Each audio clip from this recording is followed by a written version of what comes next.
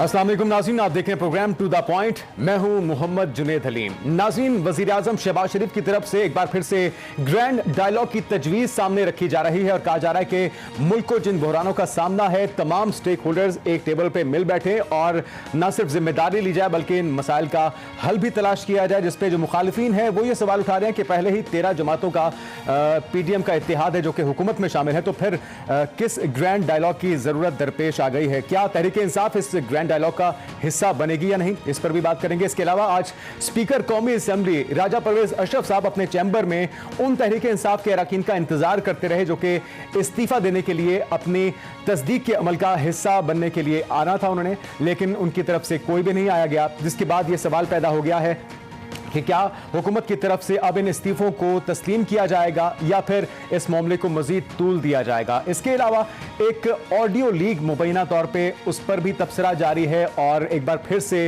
वो जमात तहरीक इंसाफ जिसने तमाम जमातों पे करप्शन का इल्ज़ाम लगाया, उनके ऊपर बहुत ही संजीदा करप्शन के इल्ज़ामात लग रहे हैं। क्या तहरीक इंसाफ के अरकान की तरफ से अपने चेयरमैन से सवाल पूछा गया है कि इस ऑडियो लीक में कितनी सदाकत है या ये झूठ पर मबनी है?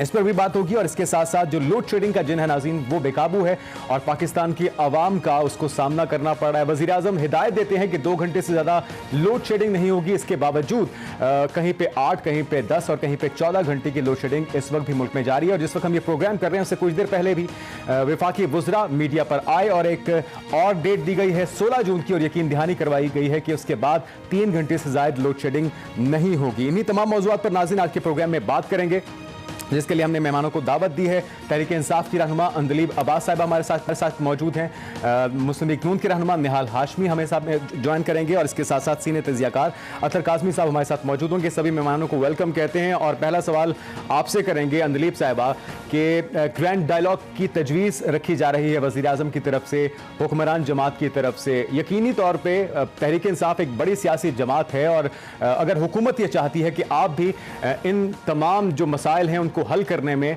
अपना किरदार अदा करें, अपना इनपुट दें, तो इसमें क्या मुज़ाहिका है, क्या बुरी बात है? क्या तहरीक इंसाफ संजीदगी से सोच रही है किसी ग्रैंड?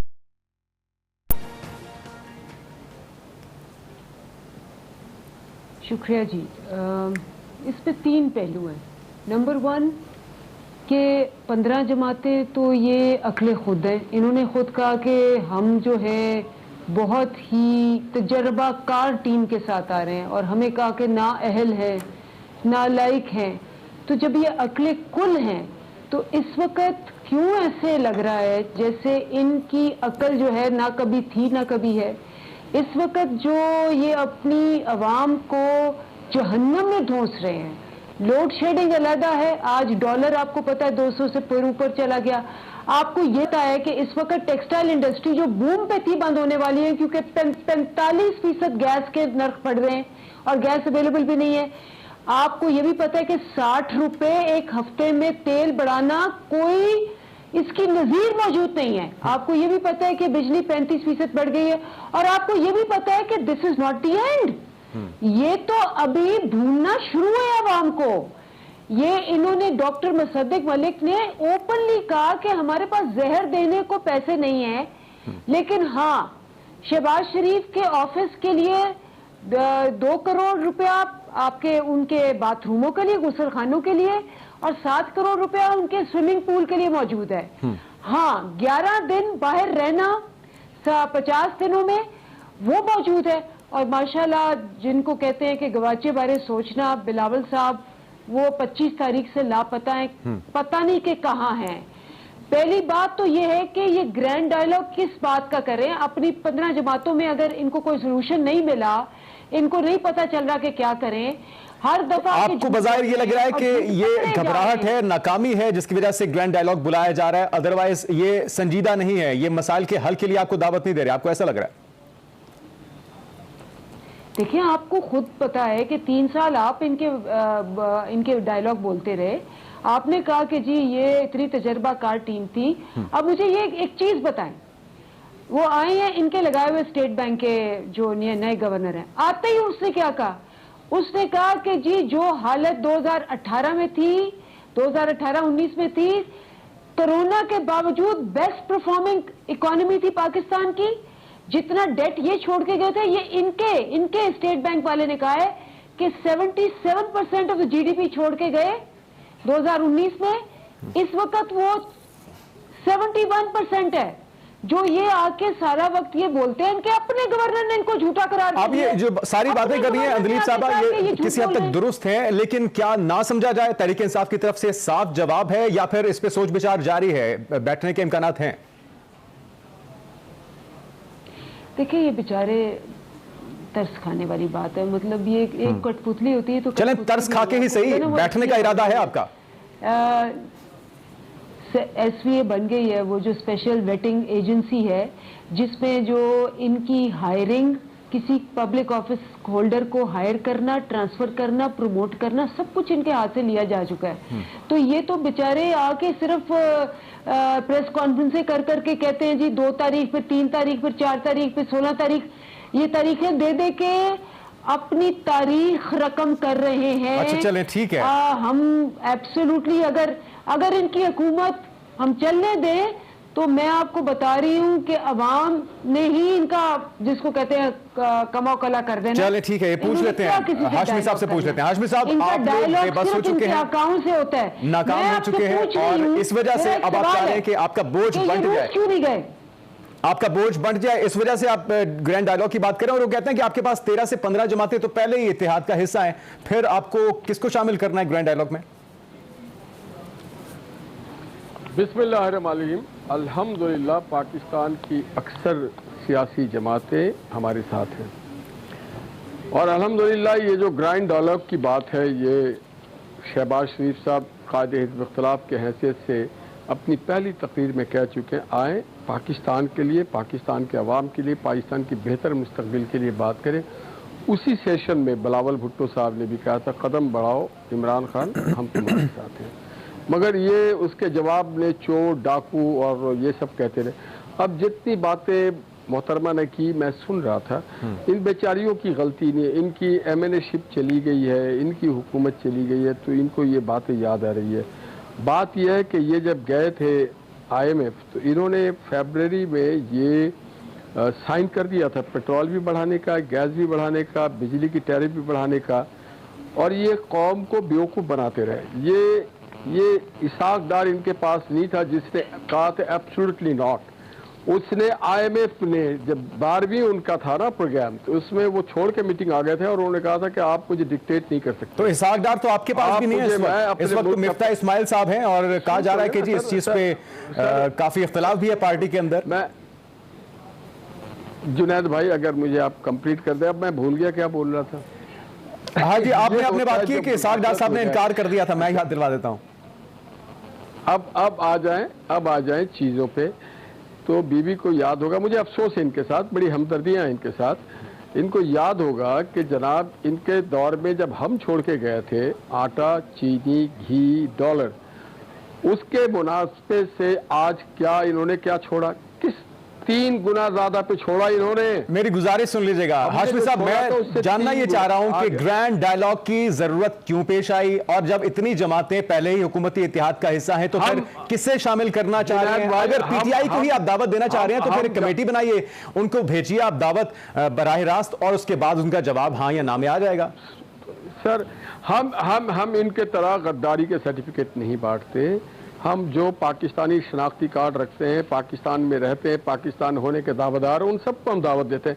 अब ये आए या ना आए इनके ऊपर मुनहसर करता है। इनके अंदर ये ज़र्फ नहीं था कि ये कभी पाकिस्तान की उस वक्त की अपोजिशन को बुला के कहते कि आए बैठ के पाकिस्तान के लिए, ये असेंबली नहीं आते। अंदलीब साहबा की गुफ्तगू अगर आपने सुनी हो, वो कह रहे हैं कि बेबस हो चुके हैं, इनके पास इख्तियार कोई नहीं है, इनसे इख्तियारात छीन लिए गए हैं और अब ये बेबसी में सुन तो ले, अपना बोझ बांटना चाह रहे हैं। सुन तो लेना, अरे भाई इनको हीरे मोती से वक्त नहीं मिलता, इनको मनी लॉन्ड्रिंग से वक्त नहीं मिलता, हीरो की अंगूठियां और मोती। मैं इस पे आऊंगा हाशमी साहब। ये जो मुबैना ऑडियो लीक का मामला है, ये बड़े संजीदा इल्जामात है, गो कि मलिक रियाज साहब ने इसकी तरदीद की है बड़ी सख्त अल्फाज में, लेकिन इसमें हम तफसील से बात करेंगे। मुझे जरा टाइम दीजिएगा, मैं अतर काज़मी साहब का भी पॉइंट ऑफ व्यू शामिल कर लूं।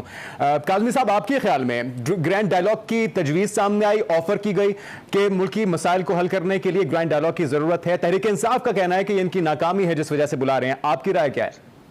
देखिए, जिस तरह पहले भी यहाँ पे जिक्र हुआ कि तमाम तर जमातें जो हैं वो तो वैसे ही इक़्तिदार में हैं, सिर्फ एक आधी जमात बाहर है, साथ उसके जमात इस्लामी है। जमात इस्लामी वैसे भी इनसे बातचीत के लिए तैयार है, तो पीछे रह तो जाती है सिर्फ पीटीआई। तो अगर कोई एक जमात मसाइल का हल नहीं निकाल सकती, चलें ये मान लिया ये आर्ग्यूमेंट, तो आप सारी जमातें तो इकट्ठी हैं। तो बुनियादी तौर पर ये कह रहे हैं कि हमारे पास मसाइल का हल नहीं है, इमरान खान को भी शामिल किया जाए इसके अंदर। या तो ये कह रहे हैं, या फिर अगर ये नहीं कह रहे तो फिर ये खुल के बताएं कि ये ग्रैंड अलायंस या ग्रैंड ये जो भी बनाना चाहते हैं, डायलॉग करना चाहते हैं, उसका मकसद क्या होगा। इसलिए कि तमाम तर जो जमातें एक हुकूमती इत्तेहाद के अंदर मौजूद हैं, तो बुनियादी तौर पर तो वो मुत्तफिक हैं बड़ी बड़ी चीजों के ऊपर, इसीलिए उन्होंने हुकूमती इत्तेहाद बनाया। तो फिर किसी डायलॉग की गुंजाइश तो रह नहीं जाती। आप तो वैसे ही मुत्तफिक है, मिल के चीजों को आगे लेके जा रहे हैं। तो ये एक बड़ी कंफ्यूजन है जो समझ नहीं आ रही कि इस देखिए काज़मी साहब, इस वक्त एक डेडलॉक देखा जा रहा है इस वक्त हुकूमत के अंदर, पीटीआई के अंदर। पीटीआई कहती है कि जी हम एहतजाज करेंगे, लॉन्ग मार्च करेंगे, हम ये हुकूमत चलने नहीं देंगे जब तक फौरी इंतखाबात नहीं होंगे। और ये हुकूमत कहती है कि माशी चैलेंजेस की वजह से। हाशमी साहब, मुझे जरा मौका दीजिएगा, मैं आता हूं आपकी तरफ। और मौजूदा हुकूमत का ये मौक़िफ़ है कि माशी चैलेंज को हल करने के लिए, दीगर मसाइल को हल करने के लिए इस वक्त स्टेबिलिटी की ज़रूरत है। तो इस डेडलॉक को ख़त्म करने के लिए बेहतर नहीं है एक टेबल पे सारी जमातें बैठें और इस मुल्क के निज़ाम को चलने दिया जाए? देखिए, वैसे आइडिया तो ये बहुत अच्छा है। जब तक सियासतदान एक दूसरे से बातचीत नहीं करेंगे तो मसाइल का हल किस तरह निकलेगा। ना इस वक्त हुकूमत इस पोजीशन के अंदर है, हमें लग रहा है कि वो कोई मसाइल हल कर पाएगी, ना ही इस वक्त इमरान खान हमें इस पोजीशन में लग रहे हैं कि वो एक हाथ से इशारा करेंगे तो हुकूमत गिर जाएगी। तो मसाइल का हल तो बातचीत से ही निकलेगा। लेकिन क्या हम समझते हैं कि मौजूदा हालात के अंदर इस तजवीज़ के ऊपर कोई अमल करेगा? मुझे नहीं लगता। देखिए, इमरान खान की सियासत का बयानिया ये है कि ये लोग जो हैं ये तमाम तर मसाइल की जड़ है। और इस तरफ हुकूमत का बयानिया ये है कि आज जिस मुश्किल में हम फंसे हुए, जिस दलदल में हम फंसे हुए, यहाँ पे इमरान खान हमें छोड़ के गया है। तो ये दोनों इतने बुरे हैं तो ये एक दूसरे को मशवरा क्या देंगे? तो यहाँ पे ये नहीं समझ आ रही ना कि ग्रैंड डायलॉग में होगा क्या। ठीक है, अंदरी बाबा साहब, इस्तीफों के लिए आज दिन भर इंतजार होता रहा और तहरीक इंसाफ का तो यही मौक़िफ़ है कि सभी इस्तीफे के मामले पर अभी तक कायम है। तो फिर कोई तस्दीक के अमल का हिस्सा क्यों नहीं बन रहा है? इसका क्या मतलब लिया जाए कि नजर सानी हो रही है या फिर आप असेंबली में वापस जाने का सोच रहे हैं? बात यह है कि आपको पता ही है कि पब्लिकली लाइव कवरेज में हमने खड़े होके असेंबली में स्पीकर जो तब थे कासिम सूरी साहब, उनको कहा कि जी हम रिज़ाइन कर रहे हैं। हमने रिटर्न भी उनको इस्तीफे दे दिए, वॉकआउट भी किया, सारी दुनिया ने कवर किया। उन्होंने देखे, उन्होंने एक्सेप्ट किए और वो उन्होंने कहा कि जी ये इलेक्शन कमीशन को सील करके भेज दें। अब एक जो इम्पोर्टेड हुकूमत का मुसल्लत स्पीकर आया है, उसने वो सील खोल ली, विच इज़ इलीगल। जब एक स्पीकर अपना काम करके गया है और आप उसको अंडू कर रहे हैं और आप कह रहे हैं कि नहीं जी मैं दोबारा से देखूंगा, तो ये तो सिर्फ जिसको कहते हैं ना, जो सारा इनका काम है कि ये सारे इलीगल और सारे गलत काम करते हैं, ये गलत काम कर रहे हैं। फिर इन्होंने दावा किया कि नहीं जी इनके बहुत सारे लोग जो हैं वो आने को तैयार हैं, तो इसलिए हम अभी ऑप्शन दे रहे हैं ताकि किसी को ये ना हो। आज सारा दिन बैठ के मक्खियां मारते रहे हैं, कभी ऊँग रहे हैं, कभी मक्खियां मार रहे हैं और आवाज दे रहे हैं कि आ जाओ, मुझे तेरा इंतजार है, और एक बंदा नहीं आया। तो इससे बड़ी क्या इनको आगे भी नहीं जाएंगे, इनके हर चीज के अंदर तस्दीकी अमल तो हो चुका है, आप लोगों ने रिकॉर्डिंग में दिखाया है, और क्या तस्दीकी अमल रह गया? क्यों कहते हैं जी प्रोसेस है, रूल्स के मुताबिक चलना पड़ेगा, इंडिविजुअली सबको आके तस्दीक करनी होगी कि वो इस्तीफा देना चाहते हैं। मेरी बात सुने, प्रोसेस ये है कि आप एक सील्ड लिफाफा जो ईसीबी को जाना है उसको रोक के तो आप उसको खोल लें।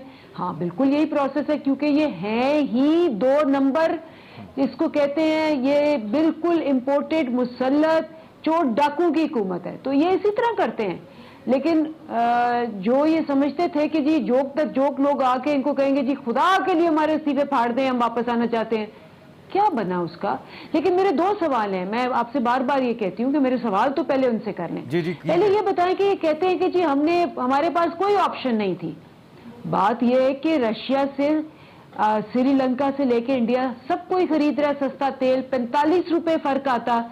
मुझे ये बताएं, चले ये कहते हैं कि जी आपने तो किया नहीं मुआहदा, चले हम चले गए, नहीं किया मुआहदा, तो इनको कौन कहता है कि जी आप जाके मुआहदा ना करें? मुआहदा तो एक दिन में हो जाता है, क्यों नहीं कर रहे? क्या वजह है? किसने मना किया हुआ है? मिफ्ता इस्माइल तो बोल गए, मिफ्ता इस्माइल ने CNN को कहा कि हाँ US है, हम सैंक्शंस नहीं लेना चाहते, लेकिन सैंक्शंस भी नहीं लगी, US ने किसी पे सैंक्शंस नहीं लगाई, ये भी झूठ प्रूव हो गया। और तीसरी बात, ये सवाल आपने जरूर पूछना है कि अर्दोगान ऑफिशियल विजिट टर्की गए हुए हैं, पाकिस्तान का डेलीगेशन है, एक वहां वांटेड एब्सकॉन्डर जिसके वारंट गिरफ्तारी हैं, मुजरिम क्यों बैठा हुआ है उस मीटिंग के अंदर? पाकिस्तान की साख, पाकिस्तान की रेप्यूटेशन और पाकिस्तान की नेशनल सिक्योरिटी वायलेट हुई है। चलें, ये सवाल भी पूछेंगे और दीगर सवाल भी नाज़रीन प्रोग्राम का हिस्सा बनाते हैं। एक मुख्तसर ब्रेक पर हाजिर होंगे।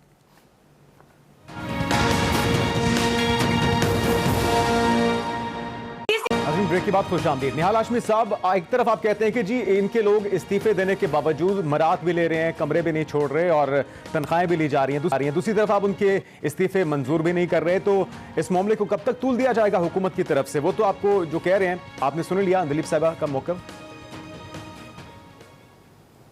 जुनैद भाई, एक सेकंड में इस्तीफे एक्सेप्ट हो जाए, वो आ करके तहरीरी अपना इस्तीफा दें, जो प्रोसीजर है। मुझे अफसोस है, बेचारी बिल्कुल ही वो बेचारी रह गई है। वो उनको चाहिए था बताती कि जो इस्तीफा देने का तरीका होता है वो होता है हैंड रिटन। हैंड रिटन देने के बाद आपको स्पीकर बुला के कहता है कि आपको जोर जबरदस्ती तो नहीं लिया गया है, आपको कोई प्रेशर में तो नहीं है। वो खुद कहता है या कहती हैं कि लीजिए मैं अपनी रज़ाकाराना ये इस्तीफा दे रहा हूँ, फिर उसको स्पीकर भेजते हैं इलेक्शन कमीशन के पास कि इनको डी नोटिफाई कर। मगर यहाँ पे साइक्लो स्टाइल टाइप एक ही जैसे अल्फाज, एक ही जैसे सिग्नेचर के साथ आकर के आप असेंबली में बोल के चले गए। हाँ, चंद लोग ऐसे हैं जिन्होंने अपना इस्तीफा दिया और कहा कि हाँ हमने ये इस्तीफा दिया। उनमें है शाह महमूद कुरैशी साहब हैं, इमरान खान साहब है, फवाद चौधरी साहब हैं, शीरी मजारी साहब है। ऐसे लोगों की इस्तीफा कबूल हो जाएगा, मगर बाकियों को तो आना पड़ेगा।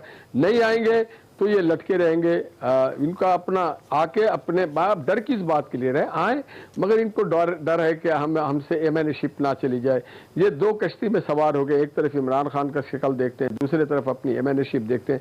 जब तक ये नहीं आएंगे ये चीज नहीं हो पाएगी। अच्छा, मुझे बताएगा कि राना सनाउल्लाह साहब समेत दीगर जो हुकूमती अरकान थे वो बार बार कहते थे कि इमरान खान साहब पेशावर में छुप कर बैठे हैं, वो डरपोक हैं। अब तो वो बनीगाला पहुंच चुके, तो क्या कोई गिरफ्तारी का प्लान है, उन्हें गिरफ्तार करने का इरादा है हुकूमत का?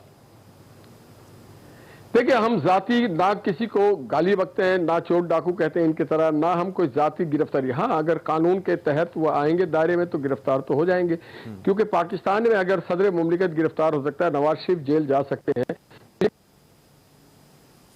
तो जो रद्दअमल आएगा मुमकिना तौर पे उससे तहरीक इंसाफ के अरकान उससे आपको चौकन्ना भी कर रहे हैं, उसके लिए तैयार है हुकूमत? जी जी, रद्द-ए-अमल हमें मालूम है फुसफुस होता है, रद्द-ए-अमल कुछ नहीं होता है। हमें रद्द-ए-अमल हमने देख लिया था लॉन्ग मार्च में। एक चोर के लिए रद्द-ए-अमल कैसे आ सकता है? अगर हम बगैर सबूत के नहीं पकड़ेंगे, हम सबूत के साथ लेके आएंगे। हम सबूत के बगैर, इनके ऊपर तो पाकिस्तान को टुकड़े करने के भी काफी है। नहीं तो ये कैसे मुमकिन होगा? एक तरफ ग्रैंड डायलॉग की बात, दूसरी तरफ गिरफ्तारी की बातें, ये दोनों कैसे साथ साथ चलेगा? देखिए, डायलॉग पार्टी के साथ होती है, पार्टी के साथ होती, फर्द के साथ नहीं होती डायलॉग। और हमने इस हुज्जत बहस के लिए काम किया, हमने रिवायत को बरकरार रखने के लिए कहा आप आए, आकर के बैठे, ये आपका भी मुल्क है। मगर वो समझते हैं कि इस मुल्क और इस मुल्क के अवाम के साथ उनकी कोई वो कहते हैं कि हमारी ग्रैंड डायलॉग इंतखाबात की डेट अनाउंस कर दें, हम आपके साथ मुज़ाकरात कर लेते हैं, ग्रैंड डायलॉग हो या कुछ भी हो, उसके लिए तैयार हैं आप? नहीं, इनके कहने से तो कुछ नहीं होता। अच्छा ठीक है, काज़मी साहब आप बताइए कि एक तरफ हुकूमत की तरफ से इस्तीफे मंजूर नहीं किए जा रहे, वो कह रहे हैं कि जी एक प्रोसेस है, उसके बाद ही ये यकीनी बनाया जा सकेगा। तहरीक इंसाफ का कहना है कि हम अपना काम कर चुके हैं। ये आपको क्या लगता है कि दोनों तरफ से जानबूझ के मामले को तूल दिया जा रहा है? देखिए, एक जमात तो देखिए इस्तीफे अपनी दे के निकल आई और आप ये समझते हैं कि उन्होंने इस्तीफे दे दिए हैं और वो पार्लियामेंट से निकल चुकी है, तो फिर आप इस्तीफे कबूल कर लें। अब एमएनए तो कोई आ भी नहीं रहा पार्लियामेंट की। या तो होता है ना कि कोई एमएनए आ रहा होता, लेकिन मरात ली जा रही हैं, ये इल्जाम है कि तनख्वाहें भी ली जा रही हैं।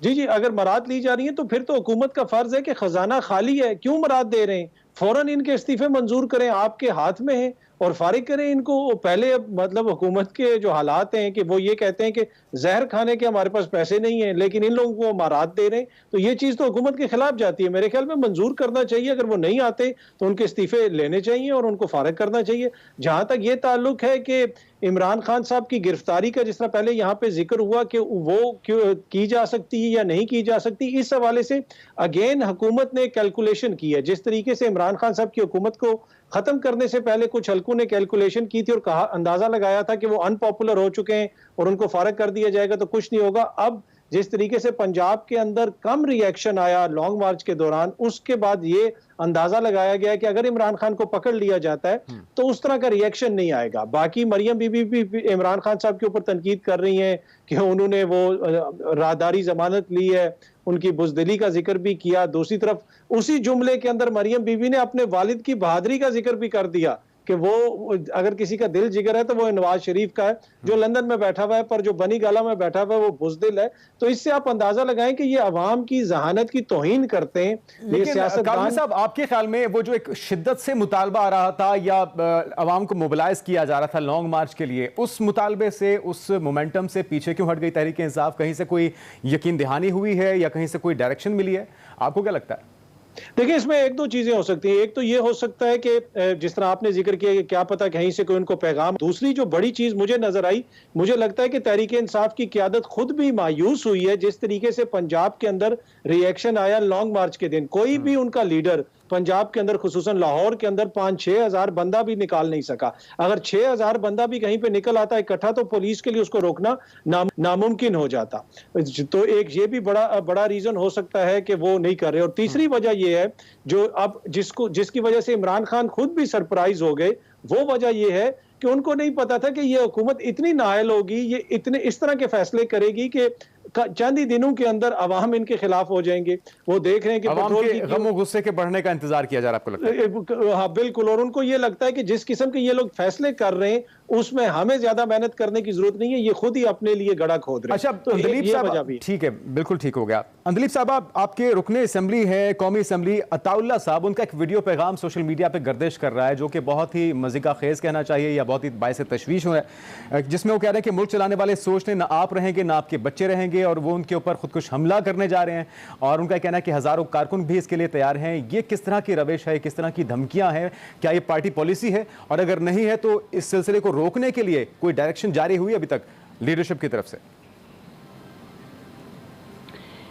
एक मुझे बात बताएं, आप बैठे हुए सारे, कभी आपने जिंदगी में किसी भी मुल्क में लाइव देखा हो कि एक 82 साल की बुजुर्ग औरत और एक 72 साल की बुजुर्ग औरत को डंडों के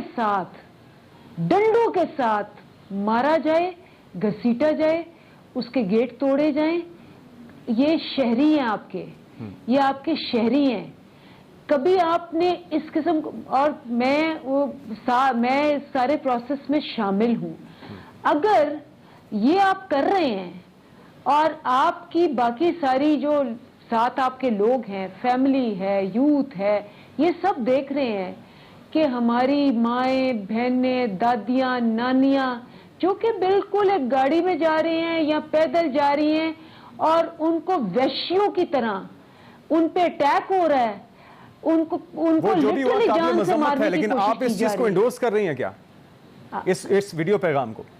मैं इस चीज को इंडोर्स नहीं कर रही, लेकिन मैं कह रही हूं कि लोग अगर ये अपनी फैमिलियों को और अपने जानने वालों को देखेंगे तो वो आके हार नहीं पहनाएंगे। ऊपर से आपने वो जो राना सनाउल्लाह बिठाया हुआ है जो रोज कहता है कि मैं सबक सिखाऊंगा, मैं ये कर दूंगा, मैं वो कर दूंगा, ये वो राना सनाउल्लाह जिसने 100 बंदों को गोलियां मरवाई थी, 2 औरतों को मुंह पे गोली मरवाई थी, एक औरत उसमें से हामिला थी। और ये जो मेरे कॉलीग बैठे हुए हैं साथ, जो पीएमएलएन के हैं निहाल हाशमी साहब, इन्होंने जजों के बेटों को कहा था कि तुम्हारी और तुम्हारी औलाद के आगे साथ तंग कर देंगे। मजम्मत है, नहीं होना चाहिए, डिस्क्वालीफाई किया गया था, इसको जस्टिफाई तो नहीं किया जा सकता। और किया गया। आप नहीं समझती वो जमात है की जरूरत है? ये तो एक समझदार बाशऊर शख्स लग रहे हैं और रुकने कौमी असेंबली भी हैं। अगर इस तरह से यंगस्टर्स एक बड़ी तादाद में आपके फॉलो करने वाले यूथ है, अगर वो इस डगर पर चल पड़े तो क्या नताइज होंगे उसके? तो मुझे बताएं, आप 22 करोड़ अवाम को कैसे रोकेंगे अगर वो ये चीजें देख रहे हैं? आप कम से कम गलत तो कह सकते हैं। इमरान खान साहब की कही हुई बात को फॉलो करते हैं उनकी यूथ, उनके फॉलोअर्स, तो कम से कम इस रविश से तो रोका जा सकता है, इस ट्रेंड को तो रोका जा सकता है। क्या क्या क्या मुझे बताएं कि आप कह रहे हैं जी जान से मार देंगे एक चेयरमैन को, जरा बाहर निकल के देखें, वो निकल के देखें, तो वो बाकी जो उनके मद्दाए वो क्या कहेंगे कि तुम हाथ लगा के देखो, यही कहेंगे ना वो। यानी कि आप कह रही हैं कि ये बयान ठीक है, ये वीडियो बयान में कहने की कोशिश की गई है, जो मैसेज दिया गया वो आप मतलब ये स्टेट दहशतगर्द है, राना सनाउल्लाह और सारे।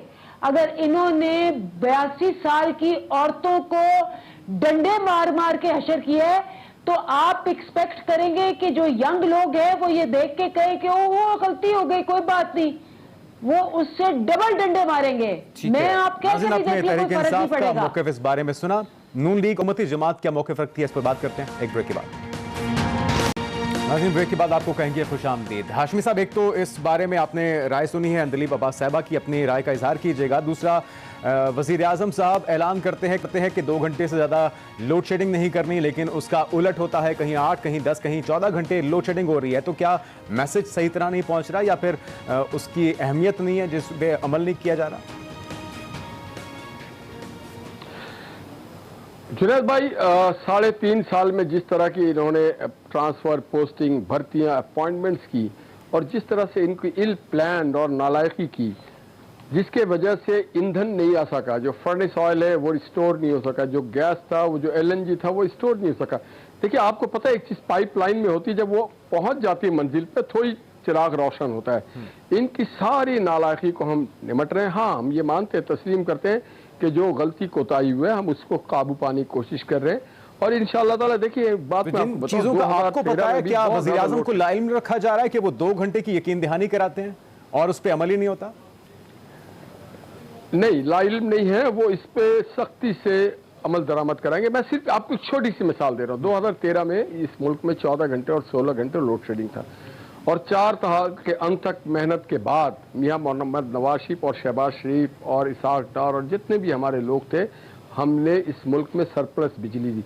मगर ये इतने निकम्मे, इन्होंने एक बिजली का कारखाना लगाने की दूर की बात, एक डैम, एक वो 350 डैम कहाँ चला गया? ये 3.5 साल में 20 अरब डॉलर का हिसाब बताने के एक कोई चीज का ये हाल नहीं था जो आपके आने के बाद हुआ है। सर, वो तो हमने जो बनाया था उसको इस्तेमाल कर रहे थे ना। आप मुझे बता दें, एक मोमबत्ती अगर इन्होंने बनाई हो $20 बिलियन मोमबत्ती, जो हमने 70 साल में लोन लिया, इन्होंने 3 साल में वो लोन ले लिया, 3.5 साल में। हमें बताएं ना वो $20 बिलियन कहां खर्च किया इन्होंने? देखिए, आपने कहा था कि आपके पास तजुर्बा है, वो तजुर्बा कहां गया? उसी तरह से जो रेट, जो यकीन दहानी बकौल आपके खान साहब की हुकूमत करके गई थी, IMF के मुताबिक आपने वो महंगाई अवाम पर डाल दी है। अब तो लोड शेडिंग का खात्मा होना चाहिए, तारीख पे तारीख दी जा रही है। हाशमी साहब, देखिए, हो जाएगा लोड शेडिंग का खात्मा, मगर इनसे ये पूछे ना वो $20 बिलियन कहां गया? वो मोमबत्ती दिखाएं जिससे ये एनर्जी पैदा कर रहे थे, वो पानी का कुआं दिखा दे जिससे एनर्जी पैदा कर रहे थे, वो यूनिवर्सिटीज दिखा दे। हाँ, इनके पास दिखाने के लिए हीरा और मोती के अलावा कुछ नहीं। इनके पास जो इन्होंने बिलियन ट्री की बात की, आज पूरे KP में आग लगा हुआ है। इनको नहीं मालूम कि कौन लगा रहा है, रॉ लगा रहा है, मुसाद लगा रहा है, खाद लगा रहा है, कौन लगा रहा है? इनकी हुकूमत है वहां पे, मगर इनको कोई नहीं। इनको तो सिर्फ अपने, मैंने हद कर दिया इन्होंने। इनके लिए पाकिस्तान अहम नहीं। और देखिए, इन्होंने कभी बोला कि इमरान खान, आपने अफवाज पाकिस्तान के बारे में क्या बेहुदा बातें की? आपने पाकिस्तान के 3 टुकड़े की बात की। टुकड़े तो PTI के हो जाएंगे, पाकिस्तान के कभी नहीं होंगे। इन्होंने कभी कहा कि आप किस तरह की वाहियात बक रहे हैं? आपने इसने पूछा कि जनाब आप न्यूक्लियर पावर के बारे में क्या अनाप शनाप बकते जा रहे हैं? ये क्या कर रहे हैं? ये कौन लोग हैं? किस एजेंडे पे आए हैं? ये इस एजेंडे पे आए कि पाकिस्तान की मईशत और माशरत को बर्बाद कर दिया जाए, और ये अनाप शनाप बकरे। इनको अपने इक़्तिदार की इतना अफसोस है, इतना रंज है, इतना गम है। हमारे पास तो तजुर्बा भी है और हमने माजी में करके दिखाया है। हम CPEC लेके आए थे, जिस CPEC को इन्होंने रोल बैक कर दिया। चाइना इनसे बात करने को तैयार नहीं था। ये कहां पे किस आसमान की बातें करते हैं? पूछिए $20 बिलियन कहां खर्च किया, पूछे ना। वो हीरे मोती कहां से आए?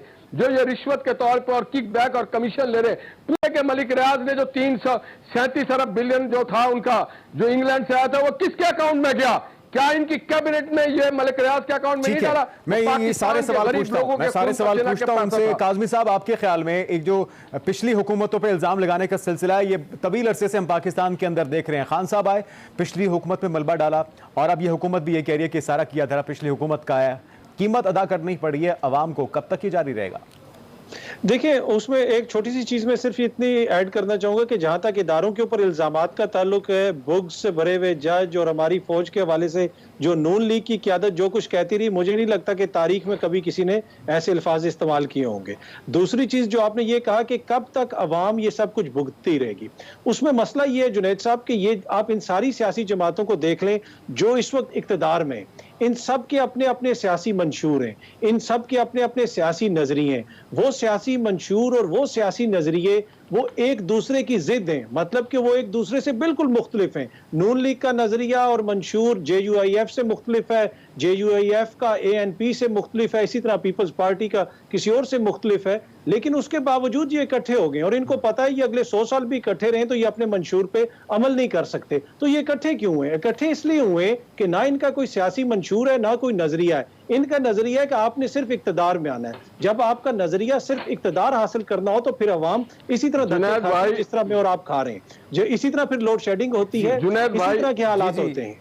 ठीक है जी अच्छा, आशमी कुछ कहना चाह रहे हैं? बोलिए आशमी जी प्लीज जरूर बोलिए। जी फरमाइए। मैं बेहद एहतराम के साथ काज़मी साहब से अर्ज करूंगा कि आपने तज्जिया नहीं किया, नून लीग पे इल्जामात लगाए। हमने कभी पाकिस्तान तोड़ने की बात नहीं की, हमने कभी अफवाज पाकिस्तान के टुकड़े होने की बात नहीं, हमने कभी न्यूक्लियर हवाले करने की बात नहीं की। हमारा नजरिया एक था, वो नजरिया है पाकिस्तान। वो पीपुल्स पार्टी का भी नजरिया होगा, JUI का भी होगा, हर का नजरिया पाकिस्तान है, पाकिस्तान की आवाम है, उसकी तरक्की है, उसकी खुशहाली है। आप कैसे सर स्टेटमेंट स्वीपिंग दे देते हैं इस तरह से? प्लीज जितने भी हो, जितना भी हो, जहां पे मुल्क की मफाद मुल्कामती की बात आए वहां पे मुत्तहिद होना वक्त की जरूरत है, और हमने देखा भी इसे मुख्तलिफ मौक़ों पे इत्तिहाद होते हुए, और बड़े बड़े चैलेंजेस से तभी निपटा जा सकता है जब कौमी यकजहती और कौमी इत्तिहाद सामने आएगा। नाज़रीन, इसी से जुड़े दीगर इशूज़ पर मज़ीद बात करते हैं एक ब्रेक के बाद। नाज़रीन, वेलकम बैक। अंदलीब अब्बास साहिबा, तहरीक इंसाफ वो जमात है जिसने शायद ही किसी जमात पर करप्शन का इल्ज़ाम न लगाया जो कि इस वक्त हुकूमत में है, लेकिन बड़े संगीन इल्ज़ाम सामने आ रहे हैं और उसमें बारहा मलिक रियाज साहब मंजर आम पर आ रहे हैं, क्योंकि उन्होंने बड़ी सख्ती से तरदीद की है इन ऑडियो लीक्स की। लेकिन अल खैर यूनिवर्सिटी की ज़मीन का इंतकाल हो फरा गोगी साहबा के नाम पे, उसमें उनका नाम, फिर जरदारी साहब से उनकी गुफ्तगू, और अब ये 3 कैरात नहीं 5 कैरात चाहिए। ये क्या किसी ने जसारत की है खान साहब से पूछने की? क्या मामला है? मेरी बात सुने, ये हुकूमत में है, इनके पास सारे इदारे हैं, ये इनको 1 सेकंड में सबको गिरफ्तार कर लेना चाहिए। इनके पास अगर एविडेंस है, और ये कह रहे हैं मलिक रियाज का भी एविडेंस है, इनके पास फरा गोगी का भी एविडेंस है, सारा एविडेंस है, तो ये 2 महीने से सिर्फ आके प्रेस कॉन्फ्रेंस क्यों कर रहे हैं? हमने तो पकड़ा था लोगों को, हमने तो एविडेंस दिया, हमने पूरी भी साबित नहीं हुआ वैसे, और कोर्ट में लेके गए। बहुत लगाए। नहीं तो कोर्ट में है वो, नहीं सॉरी बेलों पे है, ये अरेस्ट भी हुए, तो ये इनके बेलों पे है। आप एविडेंस दें, आप लेके आए, हमने तो 10 वॉल्यूम्स दिए हुए हैं जिसपे केस चल रहा है। मुझे बताएं कि ये क्यों नहीं कर रहे? बजाय मैं सिर्फ ये जानना चाह रहा हूं कि जमहूरी पार्टी है और तहरीक इंसाफ नाम भी यही है, तो क्या पार्टी के अंदर किसी ने ये कोशिश की खान साहब से उनका मौक़िफ़ जानने की? वो क्या राय रखते हैं इस पर? भाई मैं तो कह रही हूँ ना कि कोई एविडेंस तो लाएं। मैं अब आपके मुतालिक आपका सवाल शुरू कर देती हूँ, हाशमी साहब के सामने रखूंगा। मैं सिर्फ PTI के अंदर जानना चाह रहा हूं कि क्या ये इजाजत देते हैं खान साहब कि उनसे भी सवाल किया जाए अगर करप्शन के संजीदा इल्जामात उन पर लग रहे हैं?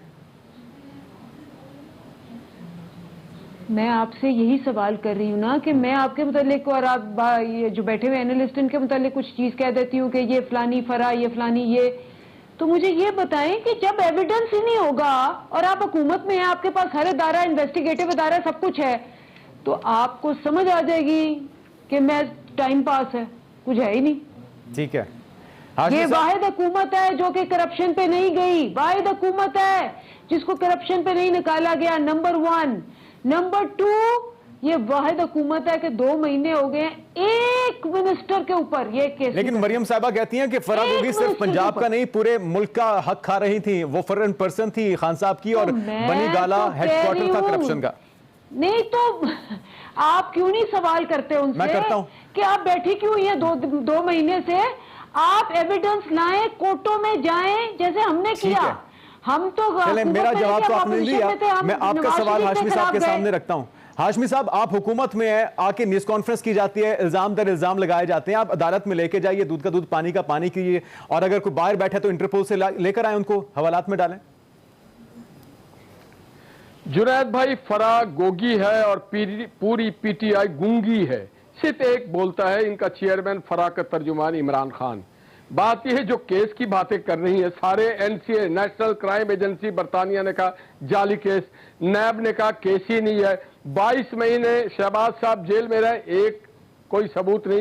ये पूरी पार्टी हीरे मोती, इस पार्टी का नाम होना चाहिए हीरे मोती पार्टी, जो मनी लॉन्ड्रिंग करने में बहुत, ये तो सारे गूंगे लोग हैं, ये इमरान खान के आगे बोलेंगे नहीं, क्योंकि करप्शन जो लोग कर लेते हैं वो कुछ नहीं।